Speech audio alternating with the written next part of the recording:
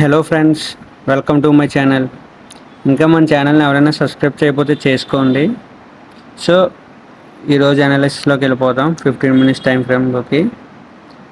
ఇక్కడ చూస్తే ఏమైంది, లాస్ట్ వీక్ అంతా మార్కెట్ ఒకే రేంజ్లో ఫైట్ చేసింది అనమాట. ఒక లెవెల్ని స్ట్రాంగ్ రెసిస్టెన్స్గా యాడ్ చేసి ఒకే రేంజ్లో 500 పాయింట్స్ రేంజ్లో ఫైట్ చేసింది. 3 టైమ్స్ ఫైట్ చేసి థర్డ్ టైం కరెక్ట్గా అక్కడ బ్రేక్అవుట్ ఇచ్చింది.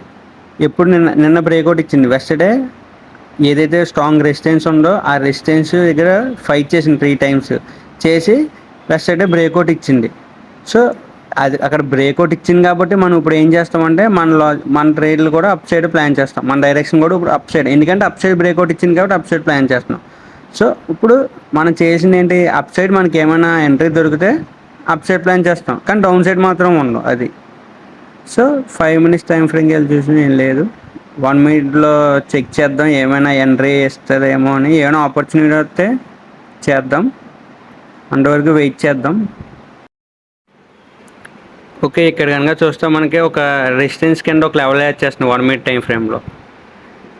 సో అప్ సైడ్ వెళ్ళే మార్కెట్లో ఎప్పుడైతే ఒక రెసిస్టెన్స్ కింద యాడ్ చేసి అలా ఫైట్ చేస్తూ అలా ఏమైనా బ్రేక్అవుట్ ఇస్తుందో అప్పుడు మంచి ర్యాలీ చూసే అవకాశం ఉందన్నమాట.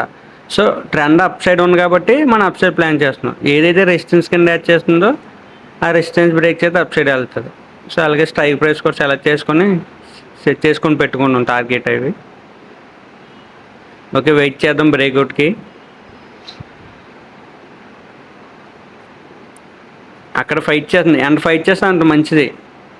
సో ఎప్పుడైతే ఒక లెవెల్ దగ్గర ఫైట్ చేస్తుందో అది బ్రేక్అవుట్ ఇస్తే మాత్రం మంచి ర్యాలీ చేసే అవకాశం ఉంటుంది. సో వెయిట్ చేద్దాం, వెయిట్ చేసి అది బ్రేక్ అయినప్పుడు ఎంట్రీ తీసుకుందాం.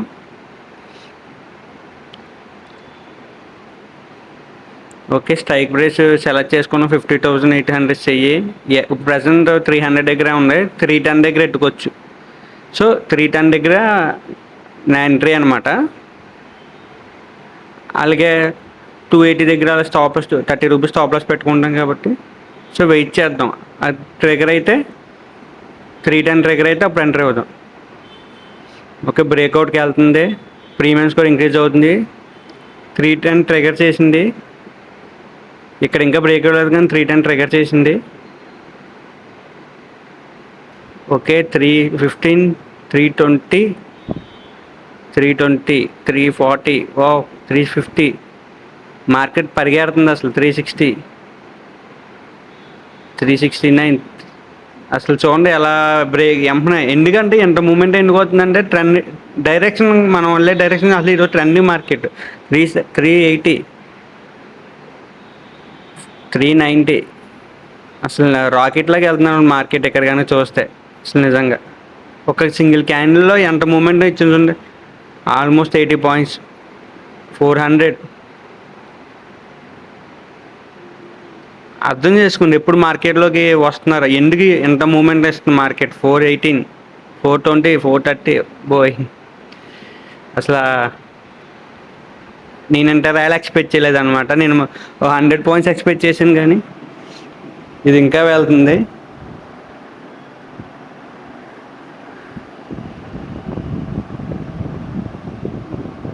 వెయిట్ అండ్ సీ ఎక్కడి వరకు వెళ్తుంది ఇది. 4.8 టికెట్ ట్రేడ్ అవుతుంది present. 414, 420, 424 going good.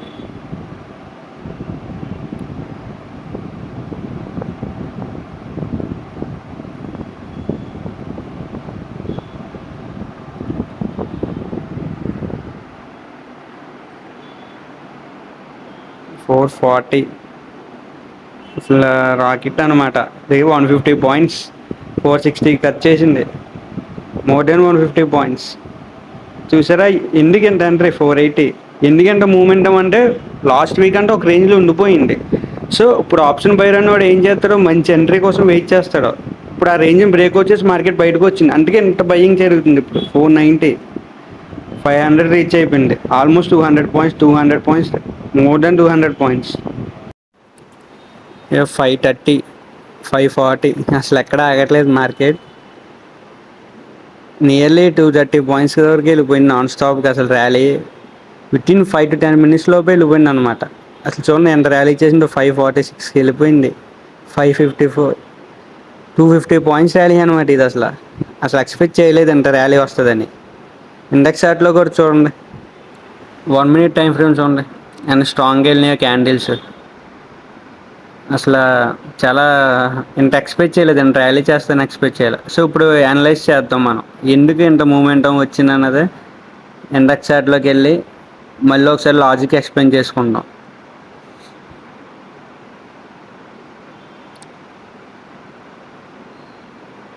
So 15 minutes time ఫ్రేమ్కి వెళ్ళా జూమ్ అవుట్ చేస్తాను, అప్పుడు మీకు క్లియర్గా అర్థమవుతుంది. ఇక్కడ 15 minutes టైం ఫ్రేమ్లో కనుక చూస్తే నేను చెప్పాను కదా మార్కెట్ ఒక రేంజ్లో ఫైట్ చేస్తుందని. సో మీకు ఆ రేంజ్ కూడా కనబడుతుంది, ఒక రెసిస్టెన్స్, స్ట్రాంగ్ రెసిస్టెన్స్ కనబడుతుంది. సో ఆ రెసిస్టెన్స్ దగ్గర కానీ ప్యూర్ బ్రేక్అవుట్, ఇప్పుడు బ్రేక్అవుట్ చేస్తుందని మనకు ముందుగా ఎలా తెలుస్తుంది అన్నది కూడా ఎక్స్ప్లెయిన్ చేస్తుంది. చూడండి మార్కెట్ ఏమైంది, ఫస్ట్ అక్కడికి వెళ్ళింది, మళ్ళీ ఫాల్ వచ్చింది, మళ్ళీ వెళ్ళింది, ఫాల్ వచ్చింది, మళ్ళీ వెళ్ళి అక్కడ ఫైట్ చేసి బ్రేక్అవుట్ ఇచ్చింది.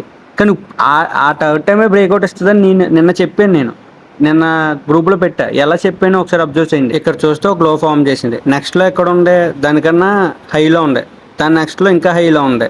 సో ఇక్కడ ఏం చేస్తుంది market structure, higher lows form చేస్తుంది. అంటే ఇక్కడ ఏంటంటే ట్రెండ్ అనేది అప్ సైడ్ అని ఇండికేట్ చేస్తుంది. సో అలా ఫామ్ చేసుకుంటూ ఏదైతే స్ట్రాంగ్ రెసిస్టెన్స్ ఉందో అది బ్రేక్అవుట్ ఇచ్చింది. సో అందుకే వెళ్ళింది అనమాట. ఎప్పుడైనా సరే బ్రేక్అవుట్ పర్ఫెక్ట్ అనేది ఎలా తెలుస్తుంది అంటే మనకి మార్కెట్ స్ట్రక్చర్, ప్రైస్ బ్రేక్అవుట్కి వెళ్ళే ముందు ఎలా బిహేవ్ చేసుకుంటూ వచ్చింది అది ఇంపార్టెంట్ అనమాట. ఇక్కడ కనుక మనం చూస్తే ప్రైస్ చాలా క్లియర్గా కనబడుతుంది, లోయర్ హైస్ ఫామ్ చేసింది అనమాట, అంటే మూమెంటం వచ్చింది. సో మనం ప్రైస్ యాక్షన్ని రీచ్ చేయడం వస్తే ఆటోమేటిక్గా అర్థమైపోతుంది ట్రెండ్ ఎటు ఉంది అన్నది అనమాట.